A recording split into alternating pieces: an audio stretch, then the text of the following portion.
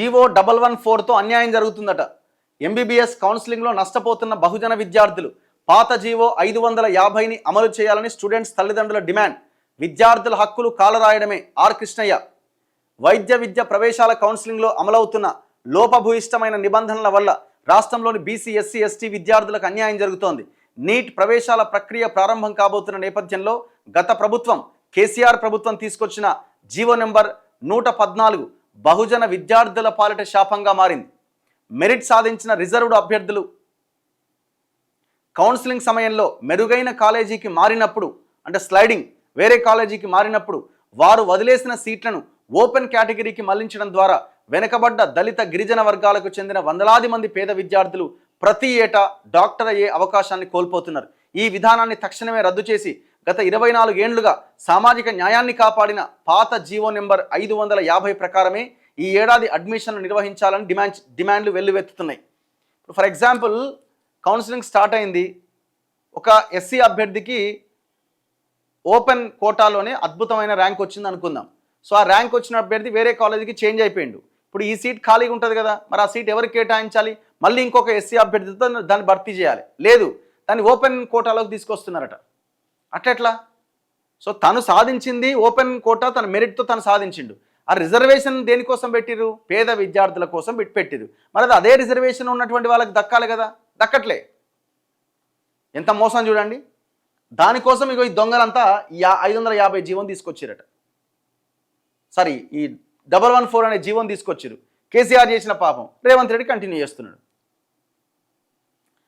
Medical కౌన్సిలింగ్లో సుదీర్ఘకాలంగా అమలైన sliding rule GO 550 ప్రకారం BC, SC, ST విద్యార్థులు తమ సొంత మెరిట్తో ఓపెన్ కేటగిరీలో ఓసీలో సీటు సాధించి ఆ తర్వాత కౌన్సిలింగ్లో టాప్ కాలేజ్ కోసం తమ రిజర్వేషన్ కోటాలోకి మారితే వారు ఖాళీ చేసిన పాత ఓపెన్ సీటును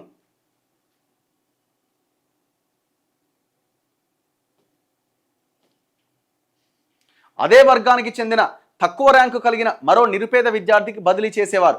అది జీవో 550 ప్రకారం. కానీ గత ప్రభుత్వం తెచ్చిన జీవో 114 వల్ల ఈ సీట్లు తిరిగి ఓపెన్ పూల్కే వెళ్తున్నాయి. ఫలితంగా రాష్ట్రంలోని ప్రభుత్వ, ప్రైవేట్ మెడికల్ కాలేజీల్లో కలిపి ఈ సుమారు 500 ఎంబీబీఎస్ సీట్లను బీసీ, ఎస్సీ, ఎస్టీ విద్యార్థులు శాశ్వతంగా నష్టపోవాల్సి వస్తున్నది.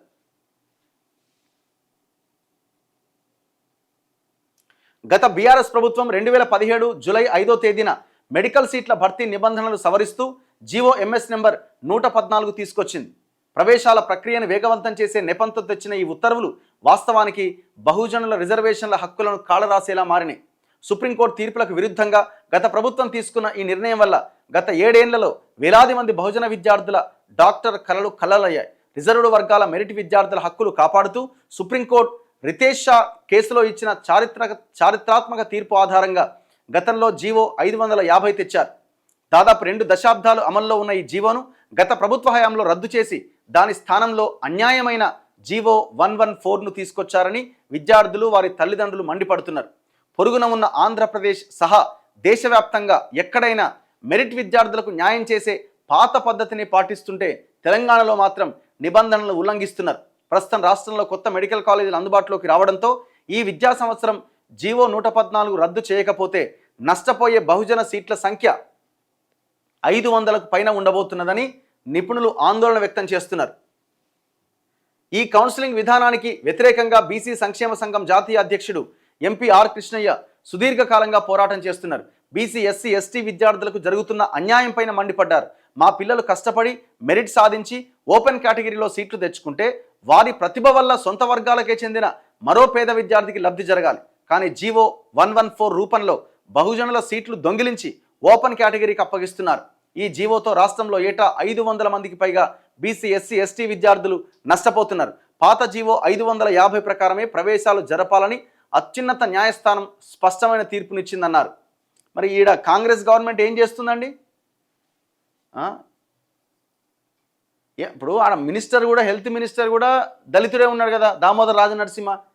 మరి మీరేం చేస్తున్నారు? ముఖ్యమంత్రి ఏం చేస్తున్నాడు? పాత గవర్నమెంట్ తీసుకొచ్చిందని మీరు తీసేయాలి కదా, కొత్త జీవో తీసుకురావాలి కదా వెంటనే.